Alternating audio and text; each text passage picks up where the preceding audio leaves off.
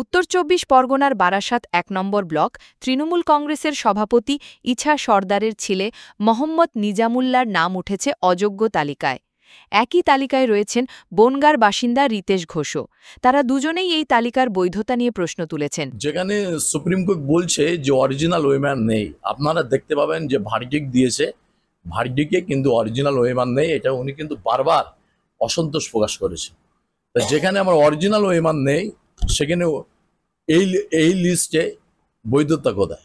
এই এসএসসি নিজের গা বাঁচানোর জন্য একাংশকে ঢাল করে নিজেকে বাঁচতে চাইছে। এসএসসি যেটা করেছে যে নিজের সার্ভারের নাম্বার নয়, অন্যের জায়গা থেকে যেটা উদ্ধার হয়েছে, যেটা কোর্টেও প্রশ্ন চিহ্ন রয়েছে, সেইটাকে এরা প্রাধান্য দিয়ে আমাদেরকে টেন্টেড হিসাবে চিহ্নিতকরণ করেছে, যেটা একদম ঠিক নয় বলে আমরা মনে করছি।